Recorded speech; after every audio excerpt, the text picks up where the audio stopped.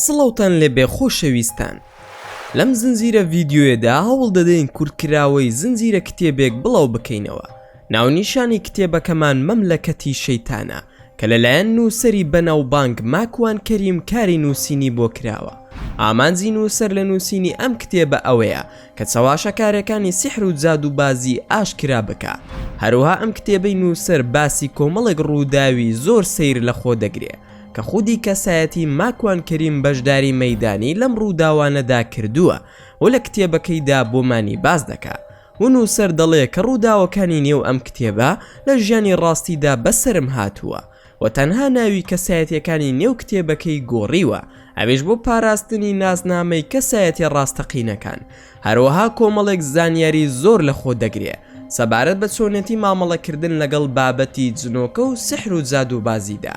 و ئەگەر هەر تاکێک تووشی حاڵەتێکی لەو بابەتە بۆیەوە چۆن بتوانێ مامەڵەی لەگەڵدا بکە. ئەمانەی باسمان کرد زانیاریە گشتیەکانی کتێبەکەن و بۆ تێگەیشتن لە تەواوی چیرۆکەکە دەتوانن بینەری بەشەکانی تری چیرۆکەکە ببن لە ڤیدیۆکانی پێش و ترماندا. بەڵام بیرتان نەچێت دەتوانن پشگیری زیاتریشمان بکەن بۆ بەردەوام بوونمان، ئەوش لە ڕێگەی لایککردنی ئەم ڤیدیۆیە و دەتوانن سبسکرایبی کەناڵەکەشمان بکەن بۆ ئاگادار بوون لە هەموو چالاکیەکانمان. ئێستاش با دەست پێ بکەین. لە دوای ئەوەی لە نزیک شاری یۆتۆبۆری ڕێگام لێ هەڵەبوو تا ڕێگام دۆزیەوە بە ناویەکەم ماوەی نیو کاتژمێرم پێچوو، بەڵام ماندوو بووم لامدا پشوویەک بدەم. لە کاتی پشوەکەمدا وتم خۆزگا ئێستا حەسقیلیان سەسیلیان شێخبەرقان لەگەڵمدا بوونایە. لەم قسانەدا بووم لەگەڵ خۆمدا لە پڕویرسان و پەروانە دەرکەوتن و ڕۆ من هاتن. لە ژیانمدا لە کەس نەترساوم و سڵیشم لە هیچ نەکردوتەوە و تەنها ملم ناوە. بەڵام ئەوەندە ئازارم چەشتە بوو بە دەست پەروانەوە زۆر لە پەروانە دەترسام. هاتن دانیشتن لە لامدا، دڵم بە پەلەش لێ ئەدا. قسەکەی عەلی یەمەنیم بیرکەوتەوە بە ڕەحمەت بێ کەوتی هۆکاری ترسە کە جن دەتوانێ بێتە لاشەتەوە. منیش هەرچۆن بوو ویستم بەسەر خۆمدا زاڵ بم، بەڵام زۆر ڕقم لە پەروانە بوو چونکە زۆر ئازاری دابووم. ویرسان وتی ماکوان ئەزانی بۆچی پەروانم لەگەڵ خۆم هێناوە؟ دەزانم پەروانت خۆش دەوێ، لێت مارە دەکەمەوە کە لە ژیانتدا پێویست بە هیچ کەسی تر نەبێ، ئەویش تۆی خۆش دەوێ. قسەکەی تەواو نەکرد، هەستم بە تووڕەبوونێکی زۆر سەیر کرد لە ناخمدا. ئەوەندەی ترڕق ئەستور بووم، دەستم بر بە پەلە بۆ قورگی پەروانە بۆ ئەوەی بیخیمکێنم و نەزاتم بێ لە دەستی. دەستم گیر کرد لە قورگی، هەستم کرد شتێکم گرتووە. بەدەم ئەو ڕقەشمەوە ئایەتل کورسیم دەخوێن. ئاگام لێبوو ویرسان ئەکێشە بە دەستمدا و دەڵێ بەسە خنکا بە دەستەوە لی گەڕێ. هەردەی کێشا بە دەستمدا و هاواری دەکرد و دەیوت ئازادی بکە. منیش هیچ هەستم بە ئازار ناکرد کە پێمی دەکێشە، بەڵام هەستم بەوە دەکرد هێزێک وەکو تەزووی کارەبا ڕام دەوەشێنێ. بەڵام ئەوەندە بەڕقەوە دەستم بۆی بردەبوو بەریم نەدەدا. ویرسانش هاواری دەکرد و دەیوت بەڕەڵای بکە ئیتر ناینەوە، بەڵێن بێت ناینەوە. ئەخنکێ ماکوان تکایە بەڕەڵای بکە. لەو کاتەدا شێخبەرقان ڕووی کردە ویرسان، وتی پەیمانمان بدەنێ نێنەوە بەلای ماکواندا. ویرسان پەیمان بێت ناینەوە بەلایدا، بەس تکایە بە ئازادی بکات چونکە خەریکە ئەیکوژێت. شێخبەرقان ماکوان تکات لێ دەکەم ئازادی بکە، با لەو فیتنەیە ڕزگارمان بێ. ماکوان لەبەر حورمەتی شێخبەرقان هێمن بوومەوە، ئازادم کردبوو لەبەر دەستمدا نەمان، بەڵام من هەموو گیانم عارق و ئاوی لێدە سۆڕا، هەستم بە ماندوێتی کرد. شێخبەرقان وتی بڕۆ ناو ئۆتۆمبیلەکەت هەڵسە بڕۆ. ماکوان باشە بەسەر چاو. هەڵسام، قاچەکانم ماندوو بوون وەکو وا بوو حەماڵیم کردبێ. قاچەکانم زەوی نەدەگر، سرم گێژی دەخوار. بە پەلە چووم و خۆم گەیاندە ناو ئۆتۆمبیلەکەم و ئەوەندە ماندوو بووم چاوم نا بەیەکدا. نازانم بورامەوە یان خەوم لێکەوت، بەڵام کە چاوم هەڵبڕی شێخبەرقان لە لامدا بوو. شێخبەرقان وتی باش بوویت شێرە پیاو؟ ماکوان زۆر ماندوم خۆ ئەو سەگانە نەچوونەتە ناو لاشم. شێخبەرقان ناتوانن چونکە پەیمانمان لێ وەرگرتوون. ماکوان ئەی باشە بۆچی وا ماندوم؟ ماندوێتیم ناحەسێتەوە. شێخبەرقان زیاد لە 13 کاتژمێرە لێرە خەوتووی، ئەگەر زۆری تر بمێنیتەوە پێدەچێت سکاڵا لەسەر تۆمار بکرێت و پۆلیس بێت. ماوەیەکی زۆرە لەناو ئۆتۆمبیلەکەت دای، هەرسیت کردووە شوێنەکەت بگۆڕە، بڕۆ دەم و چاوت بشۆ و جێگای سیارەکەت بگۆڕە بۆ شوێنێکی دیکە. ماکوان ناتوانم کاری وا بکەم چاوم هەڵ نایەت خەوم دێ. شێخ بەرقان تەحەممولت هەبێ و هەڵسە دەستنوێژ بگرە و نوێژەکانت بکە. ماکوان باشە بەسەر چاو کەوای ود لە ترسی خودا کە نوێژەکانم فەوتا بوون خێرا گوڕێکم دایەوە بەرخۆم و چوومە ناو کافتریاکە دەستنوێژم گرت و هاتمە دەرەوە لەبەر سەرمادا نوێژەکانم کرد. هەستم کرد لە عەشەم تۆزێک باشتر بوو بەڵام زۆر ماندوو بووم. ماوەی 20 کیلۆمەتر ئۆتۆمبیلم لێ خوڕی بوو. هەر زۆر ماندوو بووم نەمدەتوانی بەردەوام بم. هەر سۆم بوو خۆم گەیاندە جێگایەکی تر و تا گەیشتمە بەنزینخانەیەک و لەوێدا وەستان. دیسانەوە نازانم خەو بوویان بێهۆش بوومەوە. چاوم هەڵبڕیەوە ئەم جارە شێخ بەرقان و حەسقیل و سەسیل لە لامدا بوون. حەزەگیان دەرمانەکەی هێنابووەوە بۆنم کرد و هەڵم مژی. هەموو گیانم ئیسراحەتی کرد و چاوەکانم کرانەوە و تەماشای کاژمێرم کرد سواری بەیانی بوو. وتم شێخە چەند کاژمێرە خەوتوم من. شێخ بەرقان لە دوێنێ نیوەڕۆ خەوتووی تەلەفۆنێک بکە بۆ خێزانت زۆر هەواڵت دەپرسن دایکیشت تەلەفۆنت زۆر بۆ دەکا وەڵامیان بدەرەوە زۆر لە دڵە ڕاوکێدان. ماکوان تەلەفۆنم کرد بۆ دایکم و پاشان بۆ خێزانم هەواڵی دانێک کە زۆر باشم و شەحنم نەمابوو وایری شەحنەکەشم خراپ ببوو. ماوەی 2 ڕۆژە لە سوید لەگەڵ هەندێک برادری خۆمدام. پاشان کاژمێرێکی دیکە دەگەمەوە ماڵەوە بۆ نەرویج. شێخ بەرقان ئەتوانیت بڕۆی دیاخود نا. ماکوان ئەی بوونە ئەتوانم. شێخ بەرقان دابەزە تاقی بکەرەوە. ماکوان دەرگام کردە و دابەزیم تاقی بکەمەوە بزانم دەتوانم بڕۆم یاخود نا. قاسم هیچ هێزێکی تێدا نەمابوو. یەکسەر کەوتم بەدەستم و دەرگای ئۆتۆمبیلەکە خۆم گرتەوە. قاسم هیچ توانایەکی نەمابوو. دەمزانی قاسم هەیە بەڵام هیچ هەستێکم نەبوو. زۆر بەزەیم بە خۆمدا دەهاتەوە. شێخ بەرقانش دەستی کرد بە پێکەنین و وتی پێویستە بڕۆین بۆ لای ئێمە. ماکوان بۆ کوێ بچین؟ شێخ بەرقان بۆ مەملەکەتی زنۆکە و پەریەکان دەرمانێکمان هەیە دەیدەین لە قاچت. ماکوان ئەی باشە بۆچی دەرمانەکە ناهێنن بۆ ئێرە؟ سەسیل ناتوانین چونکە نایەت. حەسقیل بڕۆ دەچینە لای ئێمە نانێک دەخۆین و دەمێکە نانت نەخواردووە ماندوو لاوازی وایەیان نا؟ ماکوان وەڵا حەزەگیان خۆم زۆر زەلیل دەبینم قاچەکانم لە دەست داوە. سەسیل نا لە دەستت نەداوە ئەژنۆت بخەرە سەر زەوی بزانە هێزی تێدایە ئەتوانی بە ئەژنۆ بڕۆی یاخود نا. ماکوان جا چۆن بە ئەژنۆ بڕۆم؟ سەسیل پێڵاوەکانت بخە ژێر ئەژنۆت بیخشێنە تا دەچینە سەر خۆڵەکە و لەوێەوە دەڕۆین. ماکوان ببوورە بەزلێتان تێناگەم. شێخ بەرقان بیرتە لە سلێمانی بووی لای قوتابخانەی کاوە چۆن بردمانیت بۆ مەملەکەتی خۆمان؟ ماکوان بەڵێ بەڵێ بیرم کەوتەوە دەبێ خەتەکە بە دەورمدا بکێشن وایەیان نا؟ سەسیل بەڵێ تەواوە ئەم جارە من دەیکەم و من دەدبەم. ماکوان پێڵاوەکانم داکەند و خسمە ژێر ئەژنۆم و ئەژنۆکانم بەهێز بوون. تەنها قاسم و پێکانم توانایان نەمابوو. بەدەم خشاننەوە ڕۆشمە سەر خۆڵەکە و بە دەوری خۆمدا بازنەیەکم کێشە و هێندەی چاوتروسکاندنێ بەرچاوم ڕەش بوو. هەوایەکی خێرا و سار لێدام و چاوم نوقاند و بەرزم کردەوە لە چ جێگایەک بووم خوایە لە وڵات و مەملەکەتی ئەڤەتار دەچوو. ئەوەندە خۆش بوو. ئەو هەموو خەڵکا بە دەورمدا وەستا بوون. منیش ئەژنۆکانم لەسەر زەوی بوو. ناسار ماندوو بووم دانیشتم. ئەو هەموو خەڵکا تەماشای دەکردم و بێدەنگ بوون. منیش ناسار هاوارم کرد. حەسقیل سەسیل شێخ بەرقان ئێوە لەکوێن؟ لە پڕ پیاوێکی بە شەهامەت و پڕ لە ڕێش و ویقار دەرکەوت. ڕوو من هات پاڵی خستم بەهێمنی و بە زەردەخەنەوە هات و تازێکی لەسەردا بوو. عەبایەکی ڕەنگ ئاڵتونی بەشانەوە بوو. زلوبەرگی لە شێوەی 2 بەر زلوبەرگی چینەکان بوو لە بەریدا بوو. منیش پاڵ کەوتم. ئاوێکی لنجی هێنا لە ئاوی ئالۆڤێرا دەچوو. دای لە قاسم و ماوەیەک پێوەی مایەوە. هەرێک لەو کۆمەڵی لە دەور و پشتم بوون دەهاتن و دەستێکیان ئەدا لە قاسم و دەڕۆشتن. زیاد لە 200 کەس دەبوون. هەمووشیان بێدەنگ بوون. تا دەورم سۆڵ بوو. کەسم بە دەورەوە نەما هەڵسامەوە. قاسم زۆر باش بوو. هەر زۆر ئاسایش بوومەوە. لە دوورەوە لە نزیک مێرگ و گوڵزاراوێکدا کۆمەڵێک دانیشت بوون کە من هاتم دنیا زستان بوو. لەم بەشی ئەماندا دنیایەکی سەوز و جوانە پڕە لە زریوەی چۆلەگە و هاژەی ڕووبار و چەم و سرەوەی بەیان و کاتەکەشی دیار نییە. خۆرش لە ئاسماندا نابینرێت. ئاسمان شین نییە بەڵکو زەردەی ئێوارەیە و زەردش نییە. ڕەنگەکانی زۆر سەرنجڕاکێش بوون. هەر چۆن بوو ویستم بگەمە لای ئەو کۆمەڵەیە.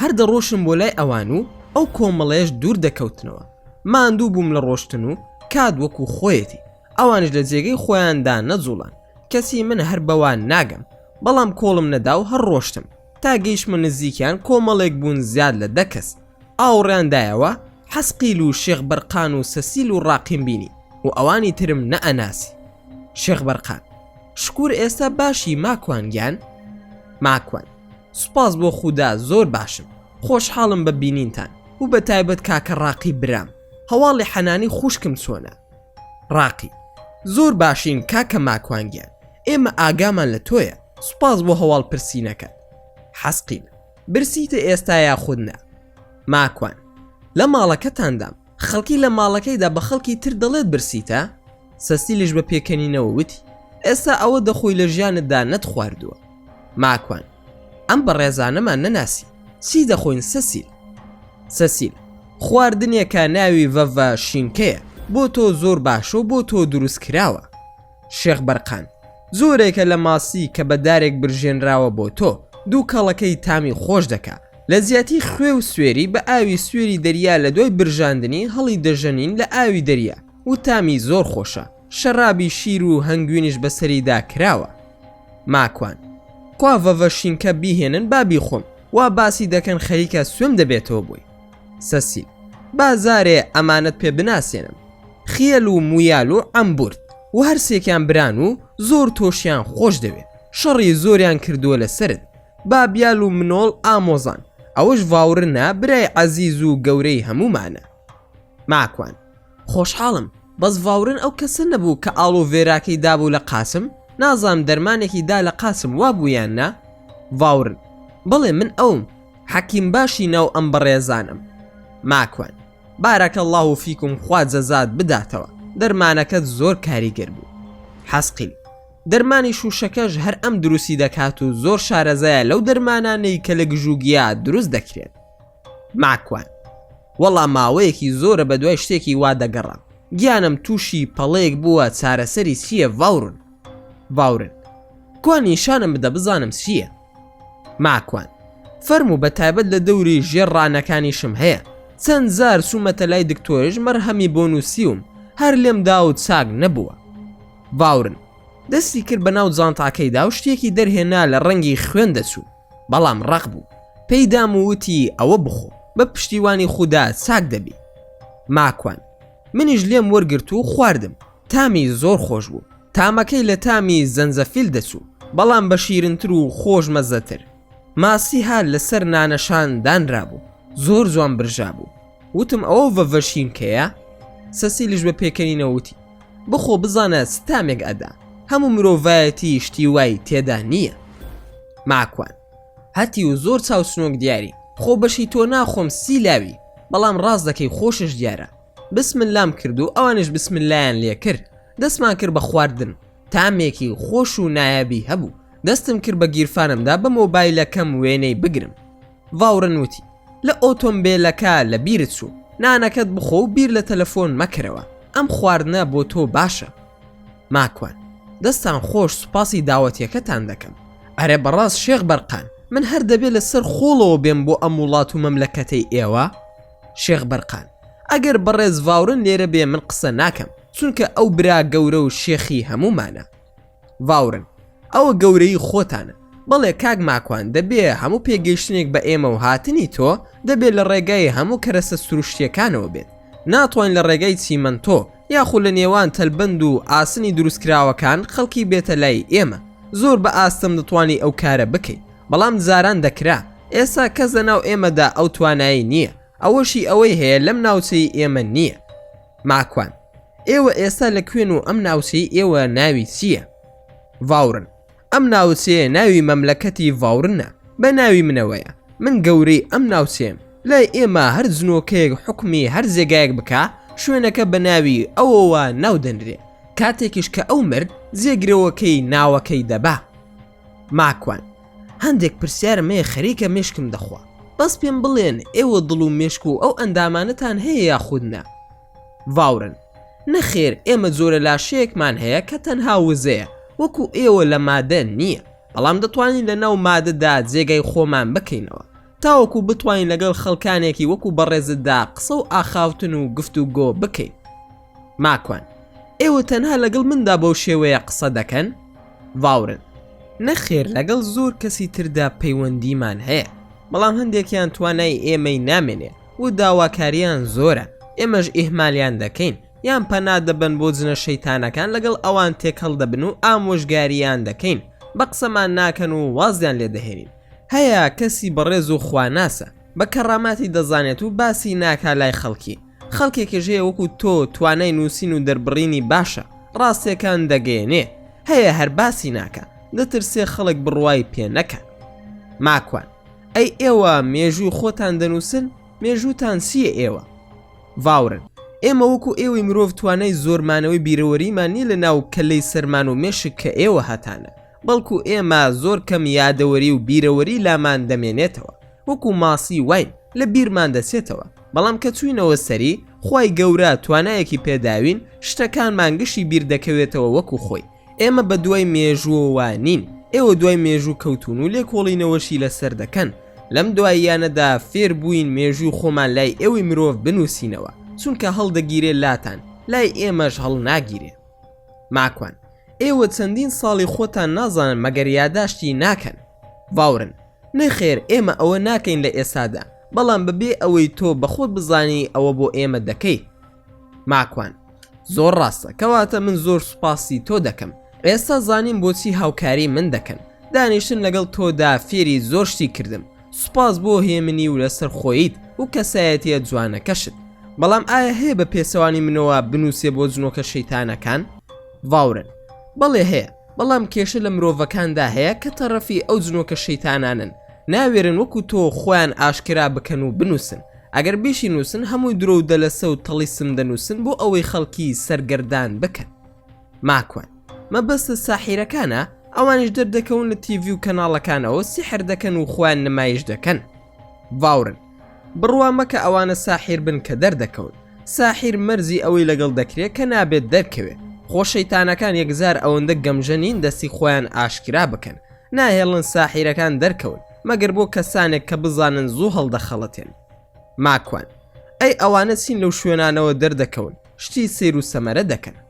ڤاورن: ئەوانە هونەر و چاوبەستی لە خەڵکی و خێرایی دەست و ئەو کارانەوەیە کە دەیکەن، هیچ پەیوەندی نییە بە جادوو، بەشێکشیان هەر جادووە و سیحرە، وەکو ئافرەتە سەماکەرەکان خۆیان داوا دەکەن لە ساحیرەکان کە جنۆکە شەیتانەکان بچنە لاشیان، درەنگتر ماندوو دەبن و لەرزینی لاشیان بەهێزتر دەبێت کە خۆیان دەلەرزێنن بۆ ڕوژاندنی هەستی مرۆڤە پیاوەکان و هەروەها پارەشی پێپەیدا دەکەن.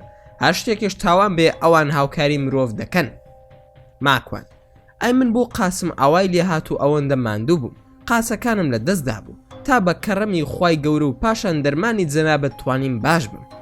ڤاورن: لەبەر پەروانە لەسەر شێوی مرۆڤ هاتە لات و هێزەکە تواندبەوە لە ناو مادەکەدا، توانی دووزەکەش بە دەستی مادی خۆت بگری و هەرچی توانا و هێزی ئەو بوو لە خۆتا بەرجەستەی بکەیت و ئەوت وێران کرد، هەموو وزەکەیت برد بۆ خۆت، ئەویش توانای خۆ دەربازکردنی نەبوو، ئەو وزەی ئەو هەیبوو لە شێوەی کارۆمگناتیزیتا بوو. تۆش مادەکانی کالیسیۆم و پۆتاسیۆم و ئەو توخمانەی کە لە خاک و خۆڵدا هەیە هەموویت لاواز کرد و شیتەڵیت کرد، بەهێز و وزەکەی ئەو ڕات کێشا بۆ خۆت، ئەوەش زۆر بە دەگمەن ڕوودەدا، بەڵام فەزلی خوا بەسەر تۆ بوو، توانیت بەسەریدا زاڵ بیت و واد لێکرد بۆ پشتا و پشتی عاقڵ بێ. ئیتر لەو حاڵەتەدا وزەکەی ئەوان لە جێگایەکدا کۆ دەبێتەوە، چارەسەریشی نییە مەگەر تەنها خودای پەروەردگار، پاشان لای خۆمان نەبێ. سوپاس بۆ خوا توانیمان تۆ باش بکەینەوە بە فەزلی خودا، کەواتە کورت و پوخت بۆ ئەوەی تێبگەی کاری وزە کارەباییەکەی ئێمەی جنۆکە بوو لە لاشتدا. ئەو هێزەش تەنها بۆ دڵ باشە، بەڵام دەبێ بزانی چاو لاواز دەکە، هەوڵ بدا کە گەڕایتەوە چاویلکەیەکی باش بکڕە و پشکنینێکش بۆ چاوت بکە، بەڵام دڵنیا بە بۆ چەوری خوێن و دڵ و چەوری جگەر زۆر باشە و خەفەتی ناوێ، بەڵکو نیعمەتێکی خودایە. ماکوان: جا نابی ڤارۆن، تۆ حەکیم و باشی لە بواری مرۆڤ یان جنۆکە؟ ڤاورن: دەیخۆ ئەوەشی فێربووم بەشی زۆری لە ئێوەوە وەرم گرتووە، زاناکانی ئێوە بەڕاستی نمونەین. ماکوان: کۆتا پرسیارم هەیە، ماندوود ناکەم، حەز دەکەم ببمە هاوڕێت، بۆ زانیاریت حەزم بە هاوڕێتی جنۆکە نەبووە و داواشم لە کەس نەکردووە، بەس داوا لە تۆ دەکەم ببینە هاوڕێ و برا، هیوام وایە داواکەم ڕەت نەکەیتەوە. زۆر سەرسامم بەو کەسایەتیە هەڵت گرتووە، هەروە خۆشحاڵ دەبم کە پێم بڵێ ئەو کەسایەتیە کێیە. ڤاورن: من خۆشحاڵ دەبم، بەس بڕوا ناکەم بتوانین، ناشمەوێ خەفەت بخۆی. ئەم کەسایەتی کە تۆ دەیبینی ئەمە ناوی زانایەکی گەورەی خوزستانیە و پیاوێکی زۆر بەڕێز و نەجیبە. ماکوان: واتە ئێوە ناتوان بۆ خۆتان شێوەی مرۆڤ دروست بکەن؟ ڤاورن: نەخێر، ئەوە کاری خودای پەروەردگارە، لە دەستی هیچ مەخلوقێکدا نییە. ماکوان: چۆن؟ وەڵا لە مەملەکەتی ئێمە مرۆڤدا پەیکەر و بووکی وا دروست دەکەن کە هیچ جیاوازی ناکەی لەگەڵ مرۆڤەکاندا. ڤاڕون: بەڵێ ڕاست دەکەی، مەبەسم ئەوەیە ئەوەی کە ئێمە هەڵمانگرتووە مرۆڤە. ئێوە ناتوان مرۆڤ و ڕوخساری مرۆڤ بەڕاستی دروست بکەن. ئەوەی ئێمە ڕاستیە، بەڵام شێو دیمەنەکەیمان کردوتە قاڵب بۆ وزەکانمان. ماکوان: چۆن دەتوانن ئەو کارە بکەن؟ ڤاڕون: ئەویش زۆرێکە لەو بەهرەی کە خودای گەورە بەخشیوێتی بە ئێمە، بەڵام لێرەوە دەتوانی یەک شت فێر ببی کە ڕوخسار و لاشەی هیچ کەس نافەوتێت و خودای گەورە لە قیامەتدا هەمووی وەکو خۆی زیندوو دەکات بە لاشە و بە هەمان سیماوە. ئەوەش بەشێکە لە دنیای غەیبیات، چونکە مەرز نییە لەم ژیانەماندا هەموو شتێک بزانین. ئەمە بەڵگەی ئەوەیە کە هەموو لاشە و سیما و توانای مرۆڤەکان لە مادەوە دەبن بە وزە.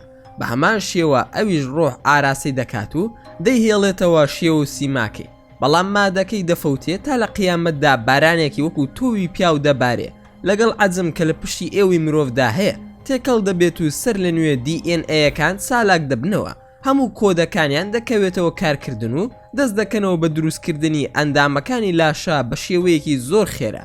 هۆکاری خێرایەکەشی دەگەڕێتەوە بۆ ئەوەی کە پێشتر وجودی کۆد و سفرەکان هەبووە. ئەم سەر لە نوێ کۆپی دەکات، نەک دروستی بکاتەوە، بۆیە لە ماوەیەکی کەمدا توانای دروستکردنی دەبێتەوە. سەسیلی ژووتی: ماکوان، تەلەفۆنەکە زۆر لێ ئەدا و کە سوکارت بە شوێنتدا دەگەڕێن. تۆ وتت چەند کاژمێرێکی تر دەگەڕێمەوە بۆ نەرویج، بەڵام ئاگاداری کاتەکانت بە. ماکوان: جا چەندمان پێچووە؟ سەسیل: لای ئێمە کات ناڕوە، بەڵکو ئەوە خۆمانین دەڕوین. لای ئێوەی مرۆڤ حیساب بۆ کات دەکەن، بەڵام ئەگەر بگەڕینەوە کارێکی باشە. ماکوان: ئەی ئەگەر لێرە بمێنمەوە چی ڕوودەدات؟ وەروە حەز ناکەم زارێ بڕۆین. سەسیل: خۆت باشتر دەزانی. ڤاورن: دەتوانی بمێنیتەوە بە سەدان ساڵ، بەڵام کۆتاییەکەی دەبێ بگەڕیتەوە، چونکە دوای ئەوە کاتەکان لە تۆ ڕۆشتووە. خۆ ئەگەر نەگەڕیتەوە ئەوە کەس و کارت هەمووی مردوون، تۆ ماویتەوە و ژیانت زۆر ناخۆش دەبێ، وەکو یارانی ئەشکەوتت لێدێ، بە مەرگ ئاوەتە خواز دەبی، نازانی قەدەرت چی لێ هاتووە. ماکوان: تاو تێگەیشتم، هەڵسە بمبەرەوە بۆ جێگای خۆم. دوور کەوتینەوە لە جەماعەت و خەتێکی ترم کێشا بە دەوری خۆمدا، گەڕامەوە بۆ هەمان جێگە. لە مەملەکەتی ئەوان گەڕامەوە و حەسقیل و سەسیلش لەگەڵمدا هاتن. پیانم وت ئێوەش لەگەڵم دێن یاخودنا. حەسقیل: بیرتە لە ناو کەشتێکە تەریقت کردمە و باسی فکری ئیسلامیم لێ پرسی وتت خەوم دێ؟ ماکوان: وا بوو ئەوە شێخ ڤاورن وتی زاکیرە و میمۆری مێشکتان لاوازە، بەس تۆ هیچت بیر ناسی حەزەی برا. حەسقیل: خۆمانەی وانییە هیچمان بیر نامێنێ، لە چاو ئێوەدا کەمتر هەڵدەگرین و منداڵیمان بیر نییە، یاخود چەندین ساڵ بەر لە ئێستا لە بیر دەکەین. ماکوان: ئاساییە حەزەگیان لە خزمەتتام ئەمریکا، بەس با بچمەوە سەر خەتی خێرا و ئیتر مێشکم ساف دەبێت، با ڕێگام لێ تێک نەچێت. سەسیل بە ڕابواردنەوە وتی: بەخوا نازانی ئۆتۆمبیل لێ خوڕی.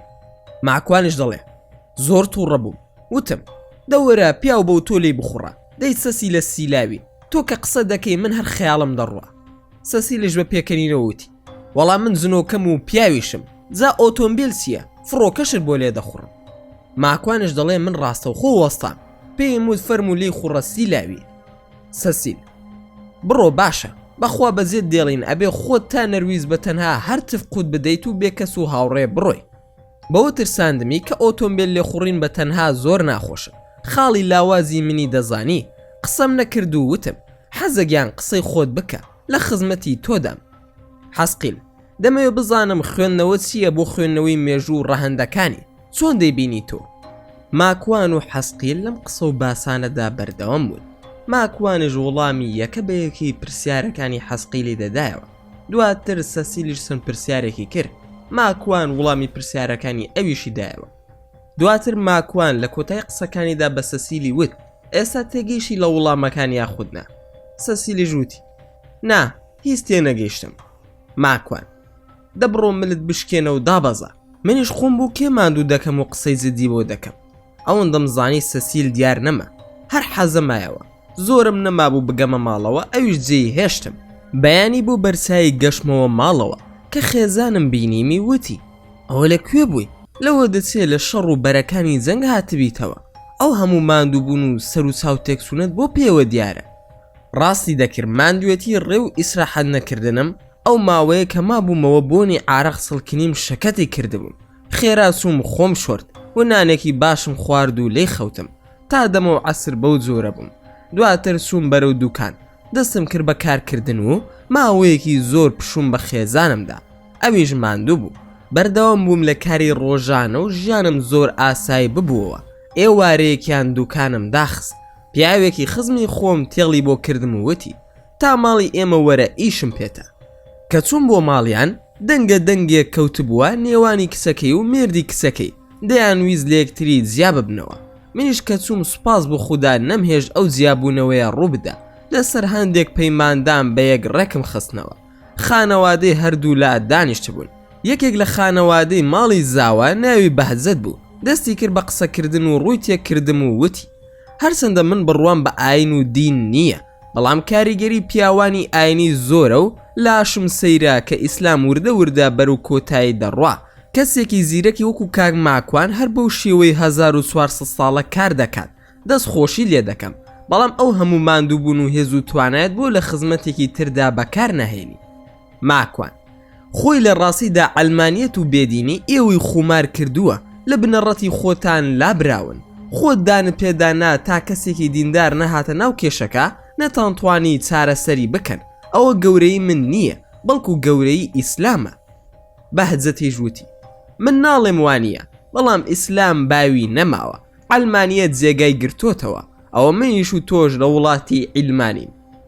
ماکوان خۆ لە ژێر دەستی خەلیفەی ئیسلامی ڕامان نەکردووە وڵاتمان شریعەت پیادە بکە، بەڵکو ئێمەش لە دەستی ئەلمانی ڕامان کردووە. ئەلمانی ئێرە دادپەروەرە، ئەلمانی ئەولا مشەخۆر و دز بوو، لەبەر ئیسلام نەهاتین. ئەی ئەوانش نەیاندەوە دیموکراسی و مافی مرۆڤ بۆ خەڵکی دەستەبەر دەکەین؟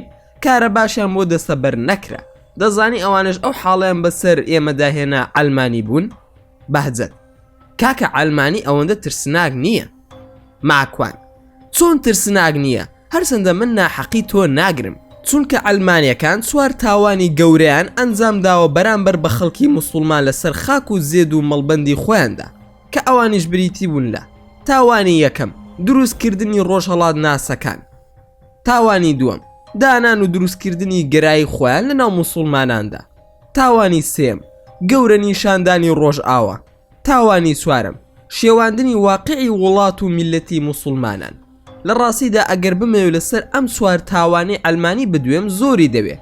گرنگ ئێوەیە بزانن ئەم چوار تاوانی ئەلمانی هۆکاری دواکەوتووی وڵاتی ئێمەیە. بەهجەتیش بە پێکەنین و تانەوتە شەرەوە وتی دەی ئێوەی ئیسلامی بۆ چاکی ناکەنەوە؟ ماکوان دەمەوێت مژدەیەکت پێ بڵێم، ئەویش ئەوەیە خودای گەورە لە سونەت و نەوامیس و ڕێسای کەونی خۆیدا وای داناوە کە دەبێت دەسەڵات دەستا و دەست بکە تاکە ئاینێک لەسەر زەویدا دەمێنێتەوە لە ناو ناسێ ئاینی ئیسلامە. لە هەندێک زەمەندا زەلیل دەبێت، بەڵام بە عیزەتەوە هەڵدەستێتەوە، لە هەندێک کاتدا دەکەوێت، بەڵام دوای وەک شێر ڕادەپەڕێتەوە. ئەوەی گرنگە بیزانی ئەوەیە کە موسڵمان و ئیسلام لە ناو ناسن. ئەگەر لە ناو چوو ئیسلام نەما ئەوە زەویش کۆتایی پێدێت، واتا قیامەت بەرپا دەبێت، چونکە هەموو گەلانی تر لە ناو چوون نەماون و چەندین نمونەی زیندوش بوونی هەیە. لە کۆتاییدا ئەی موسڵمان سەر بەرز بکەرەوە فرمێسکی چاور بسڕەوە، سنگیشت دەرپەڕێنە. خودای گەورە هەرگیز ئیسلام لە ناو نابە، چونکە دەبێت شاهید بێت بەسەر هەموو گەلانی تری دنیاوە. ئەوە معجیزەی ئیسلامە کە بەم نزیکانە دەسەڵات لە هەموو جیهان وەردەگرێتەوە. بەهجەتی ژووتی بەڵگە چییە بۆ ئەم قسەی جەنابەت مامۆستا ماکوان؟ ماکوان بەڵگەم زۆرە، تەماشای مزگەوتەکان بکەن، نەک لە کوردستان بەڵکو لە هەموو جیهاندا ساڵی 1960 تەنها پیاوە پیرەکان لە مزگەوتدا دەبینران. ئێستا ئەوەی کە زۆر دەسێتە مزگەوت لاوەکان و منداڵەکانن. تەماشای ئافرەتانی باڵا پۆشی سەربەرز بکەن. جاران تا ساڵی 1980 لە زانکۆیەک تەنها یەک ئافرەتی محەجەبە بوونی هەبوایە شتێکی سیر بوو، بەڵام ئێستا لە تەلەڤیزۆنی ئەلمانیەکان شەوە دەیان بینین کە سوپاس بۆ خوا هەموو زانکۆکان پڕیەتی لە باڵا پۆشە سەربەرزەکان. تەماشای پێشانگەی نێودەوڵەتی کتێب بکەن، زۆرترین فرۆش و ئەوەی ئیزدیحامی لەسەرە تەنها کتێبی ئیسلامیەکانە. تەماشای دەسەڵاتی ئەلمانیەکان بکەن، ناوێرن بڵێن ئێمە ئەلمانین، ناچارن بە ئاشکرا دان بە مەرجەعیەتی ئیسلامدا بنێن.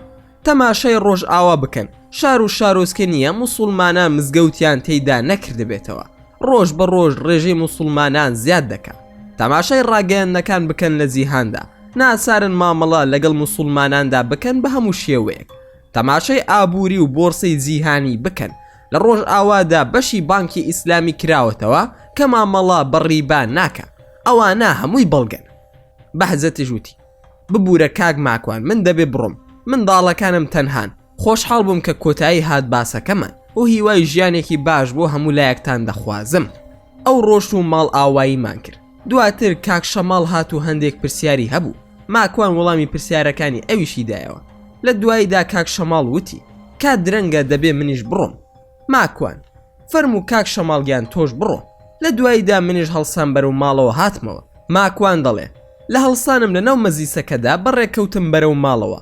لەناو ئۆتۆمبیلەکەمدا شێخ بەرقان و کاکە حەزە و سەسیل دانیشتە بوون. ماکوانش وتی ئەسەلام عەلەیکوم، دیمانەتان بەخێر، ئەوە ماوەیەکی زۆرە دیار نین. شێخ بەرقانێژ وتی وعەلەیکوم ئەسەلام، ماکوان شتێکی زۆر ترسناک ڕوویدا و با بۆتی باسکەم. ماکوان خێرسی بووە یا شێخ، ڤاوڕن مردووە یان چی؟ شێخ بەرقان وتی پەروانە مردووە ماکوان. ماکوان زا هەردوو چاوی دەرسێ، سوپاس بۆ خودای گەورە کە مرد. شێخ بەرقان ئاخر لە دوای ئەوەی تۆ پەلامارەتدا مرد و بەو ئازارەوە کۆتایی بە ژیانی هات. ماکوان ئەمەش هەر سوپاسی خوای دەوێ، ئەلحەمدولیلا کە ئەو سەگەم کوشت. کێشە چییە پێم بڵێ؟ ئازانی چی بەسەر مندا هێنا ئەو هیچ و پوچە؟ مستەحەقە ئەگەر زیندوو بێتەوە جارێکی تریش بیکوژمەوە. حەسقیم ئاخر ئەیانەوێت تۆڵە دێبکەنەوە و ئازارت بدەن لەسەر ئەو کارە. ماکوان ژیان بەدەست خودای پەروەردگارە، چیان لە دەست دێ با درێغی نەکەن. من خوام هەیە و ئەوانی شەیتانیان هەیە، جا با بزانین کاممان بەهێزترین. شێخ بەرقان ئەم قسەی تۆ ڕاستە و تەواوە، بەڵام گرینگە هەرگیز لایانی خودای گەورە بەرنەدەی و ئەوانیش بۆت لە کەمیندان. ئاگادارمان کردیتەوە خودای گەورەش ئاگاداری هەمووانە. ماکوان ئەی باشە ویرسان نەیوت من بە هێرش و پلانەکانم دشتان کۆتایی دێنم؟ سەسیل با وابوو، بەڵام کەسێکی تر بە ناوی وەرماش خۆی ئامادە کردووە و مەلەفی تۆی وەرگرتووە لە ویرسان و ویرسان پەیمانی خۆی دەباتە سەر. ماکوان من وامزانی هەر فرت و فێڵ لە ناو ئێمەی مرۆڤەیە. ئەوە چییە؟ ئەوە بەڵێن دەدات و پاشان یەکێکی تر بەڵێنەکە دەشکێنێ، وەکو حیزبە ئەلمانیەکانی لای خۆمان دێتە بەرچاو. سەسیل کاکە ئیتر ژیان ئاوایە، ئاگاداری خۆت بە.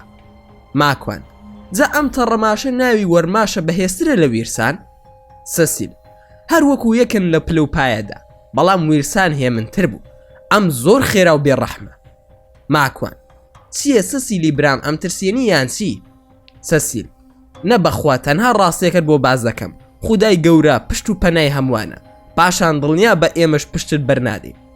شێخ بەرقان تاکە چارەسەرێکی بنەڕەتی بۆ دوورخستنەوەی شەیتانەکان لە خۆمان ئەوەیە خاوەنی تەوحید و بە تەواوەتی یەکتاپەرستی خودای پەروەردگار ڕابگرین و ڕەچاوی وەحدانیەتی خودای پەروەردگار بکەین لە هەموو بوارەکانی ژیانماندا، هەروەها تووشی شیرک نەبین، چونکە ئەوان بە شیرککردنیان درز و کەلێنی گەورە گەورە دەکەنە ناو ئیمانداران بێ ئەوەی بە خۆیان بزانن.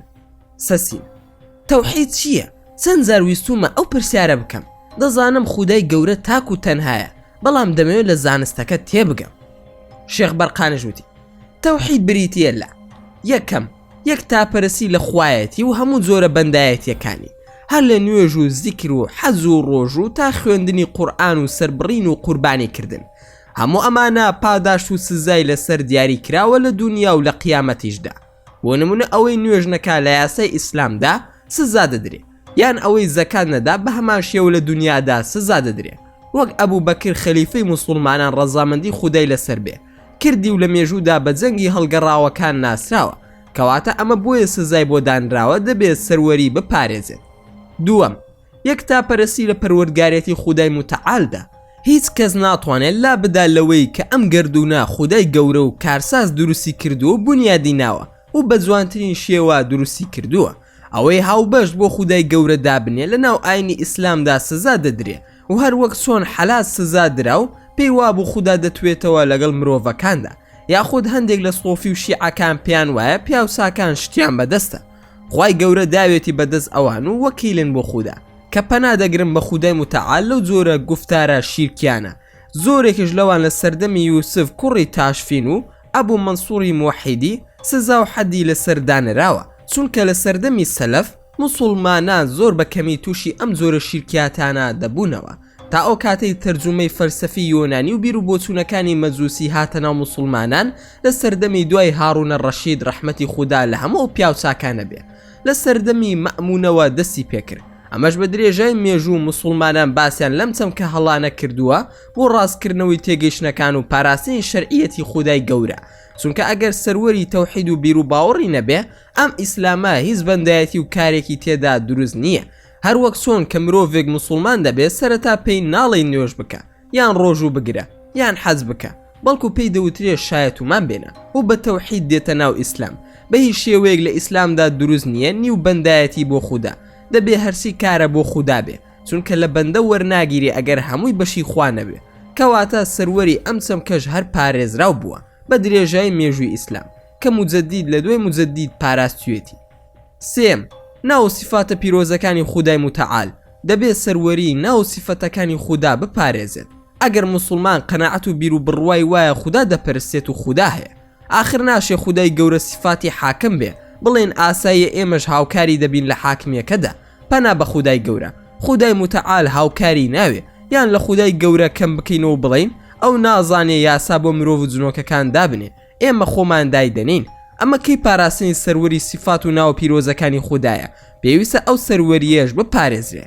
بەم سێ تەوحیدە حاکمیەتی خودای گەورە و شوێن کەوتنی پێغەمبەرەکەیمان درودی خودای لەسەر بێ بۆ دەستە بەردەبێ. هەرچەندە ئەم پۆڵینکردنە ئیبن تەیمیە کردوێتی، پێشتر زانایانی بیر و باوەڕ نیان کردووە، هەمووی هەر بە تەوحیدی خوای ناسراو بوو. بەڵام شەیخول ئیسلام بۆ زوو تێگەیشتن و ئاسانکاری بۆ کۆمەڵە سەر لێ شێواوەکان ئاسانی کردووە. ماکوان وتی دەستت خۆش بێ یا شێخ خوێندنەوەیەکی جوان و نایابەت کرد، ئەو هانە بە ئاسانی لی تێدەگەین. شێخ بەرقان گرینگە سەسیلیش تێگەیشت بێ. سەسیل بەڵێ تێگەیشتم و زۆر مەمنونم، خوددا پاداشتر بداتەوە. بەڵام ئەوەی هەموو جارێک باسی دەکەن کە دین بە زۆر بەسەر خەڵکیدا نادرێ واتای چییە؟ یان ئاەتی لا ئیکراها فی الدین مانای چییە؟ شێخ بەرقان حەز دەکەم ماکوان وەڵامت بداتەوە. ماکوانیش باسی ئاەتی 256 کرد لە سوورەتی بەقەرە، واتە دینداری بە زۆر نابێ بکرێ و دین بە زۆر نادرێ بەسەر کەسدا، چونکە ڕێبازی چاک و دروست و ئاشکرا بۆ و زیابۆتەوە لە تو لە ڕێگای گومڕای و سەرکەشی.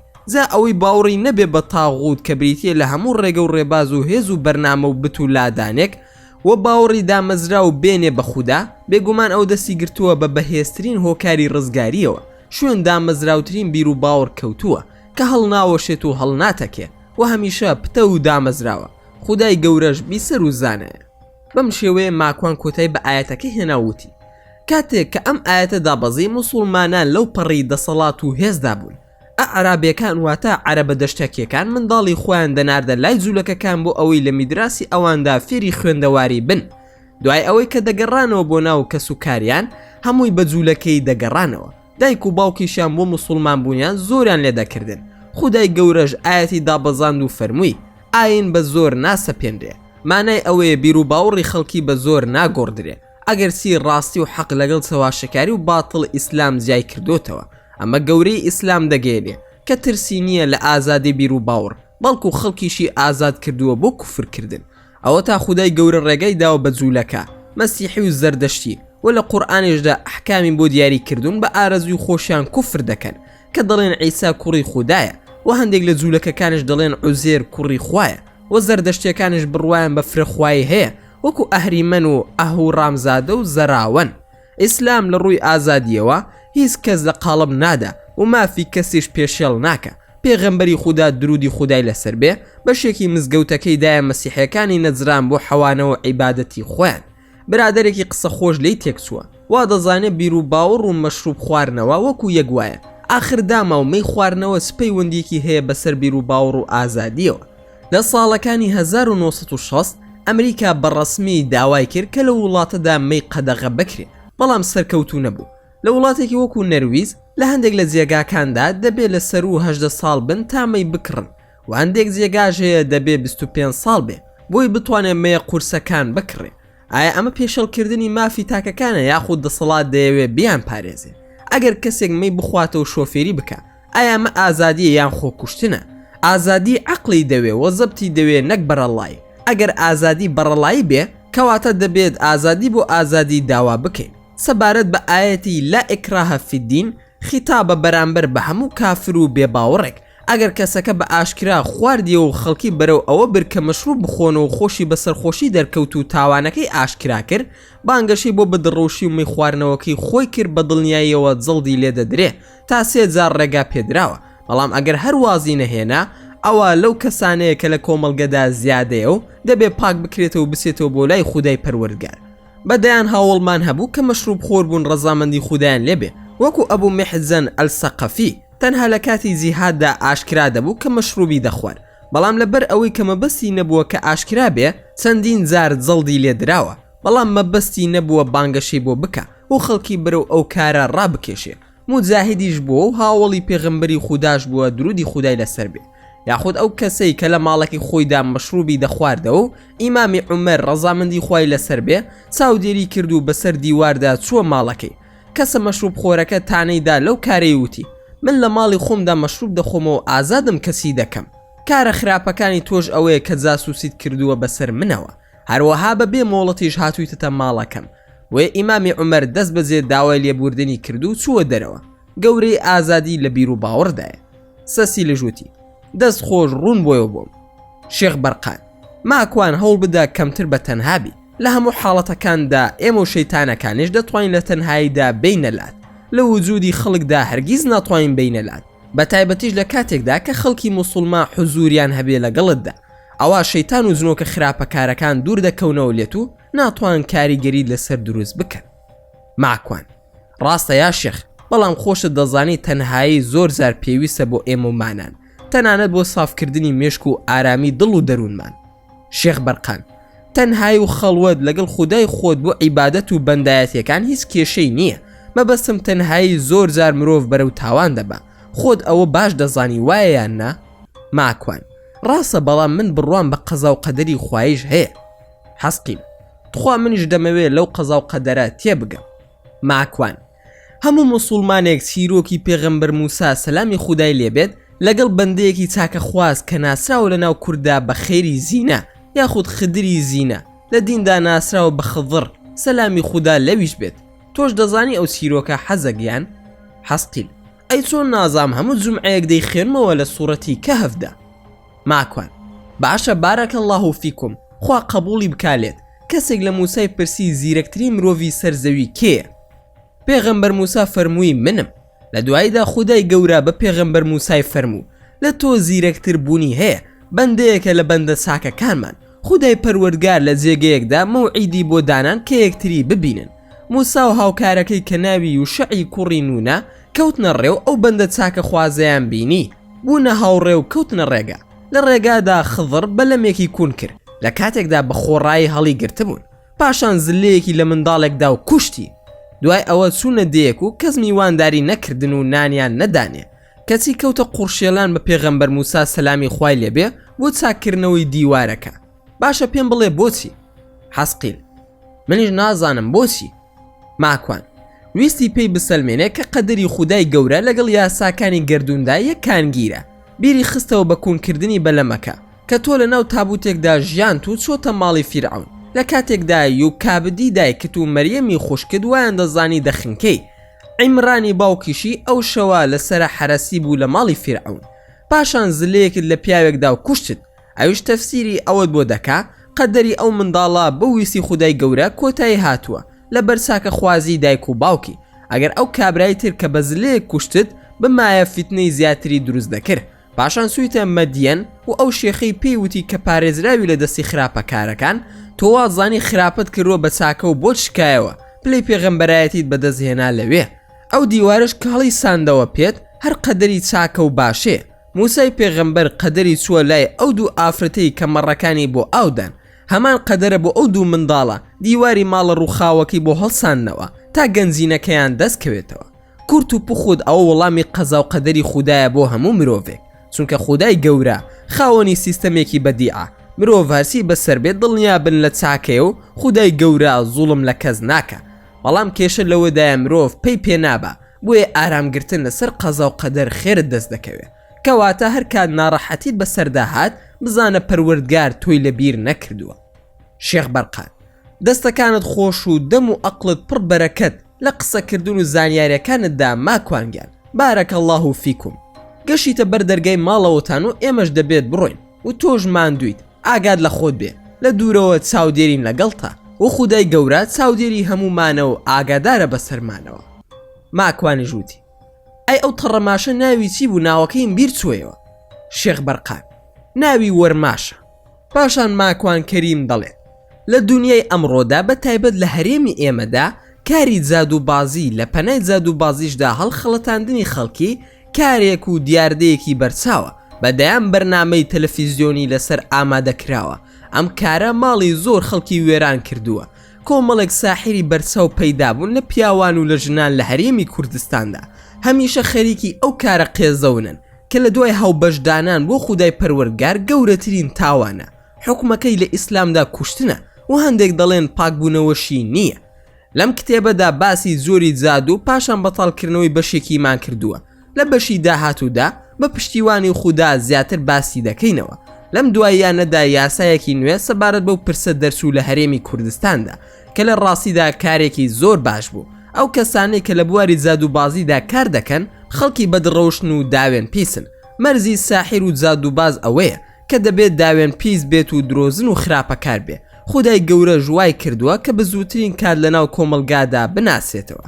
ئەگەرسی مەرزی ساحر و جادوبازەکان کە لەگەڵ شەیتانەکان دەست دەکەن بەو کارە دەبێت نهێنی بێ، چونکە شەیتانش ئەوەندە گەمژە نییە کە بەدەستی خۆی بۆ هەموو کەسێک ئاشکرا بکە. هەر کەس ئەو کارە ئەنجام دات و بیکات کافرە و لە ئیسلام دەسێتە دەرەوە، پەنا بە خودای گەورە. ئەگەر بەهەڵەش کردبووی نەیزانی بوو دەبێت تۆبەی لەسەر بکات و جارێکی تر شایەتومان بهێنێتەوە بێتەوە ناو ئیسلام، چونکە لە ئیسلام و مسلمانێتی دەرچووە. هەموو سحر و جادوویەک بە دوو شێوەی سەرەکی دەکرێت، هەر شێوەیەکیش لەو دوو بەشە لقی تری لێ دەبێتەوە. ئەویش نووسراو کە چەند لقێکی لێ دەبێتەوە، بە دەرمان و بەهارات و مۆم و بخورد و خواردن و لەبەرکردنی جلوبەرێک سحرەکە ئەنجام دەدرێت. بەشی دووەم لە ڕێگای جنۆکە و شەیتانەکانەوە کە دەست دەوەشێنن یاخود دەستنە ناو لاشەی مرۆڤەکان و کاریگەری لەسەر مێشک و هەڵس و کەوتیان دروست دەکەن و بەرەو ئاراستەی خراپیان دەبن. ئەگەر مرۆڤ خواناس و دەم بە زیکر و بەندایەتیەکانی بەباشی بکە، ئەوە بە دڵنیاییەوە بە هیچ زۆرە جاد و جنۆکە و شەیتانێکش کاری تێ ناکرێت، چونکە تەرەفی خودای پەروەردگارە. هەر کەسێکش تەرەفی خودای پەروەردگار بوو، نە شەیتان دەتوانێت زەفەری پێبەرێ، نە سیحر و تەلیسمەکانش کاری لەسەر دەکە. هۆکاری ئەم هەموو دەرد و وەهمەی ناو جاد و بازان دەگەڕێتەوە بۆ ناڕۆشنبیری خەڵکی موسڵمان و ئاگان نەبوونیان لە ئاینەکەیان. بۆیە خەڵکی نەخوێندەوار دەتوانرێت زەفەری پێ ببرێ، تەنانەت دەتوانرێت زەفەر بە خەڵکی دانشمەند و زانکۆش ببرێ، تەنانەت پلە بەرزەکانی ناو کۆمەڵگەش. هۆکاری خوێندنەوەی سادەیانە بۆ ئیسلام و ئاگان نەبوونیانە لە ئاینی خودای پەروەردگار. هەموو ئەو هۆکاری سحر و جادووە دەگەڕێتەوە بۆ ئەوەی مرۆڤ لە نیعمەتەکانی خودای گەورە تێناگات و کوفری پێدەکا. بەم شێوەیەش کتێبی سێمی مەملەکەتی شەیتان بە کۆتایی هات، بەڵام ڕووداوەکان بەردەوامن و چاوەڕوان بن. پشتیوان بە خوددا بەم زوانە بەرگی چوارەمی کتێبی مەملەکەتی شەیتان باز دەکەین و زۆر سوپاسان دەکەم کە تا ئێستا بینەری ڤیدیۆکەمان بوون. ئەگەر ڤیدیۆکەتان بەدڵ بوو ئەوە هەر ئێستا لایکی ئەم ڤیدیۆمان بۆ بکەن و هەروەها شێریشی بکەن لەگەڵ هاوڕەکانتاندا. وە لە بیرشتان نەچێت ئەگەر ئەتانەوێ هەمیشە بابەتی ناوازە لە کەناڵەکەی ئێمە ببینن، ئەوە هەر ئێستا سەبسکرایبی کەناڵەکەمان بکەن و زەنگۆڵی تەنیشتی سەبسکرایبە کاش چالاک بکەن. وە لە بیرشتان نەچێت هەر ڕەخن و پێشنیارێکتان بۆ کەناڵەکەی ئێمە هەیە دەتوانن هەموویمان لە کۆمنتی ئەم ڤیدیۆدا بۆ بنووسن.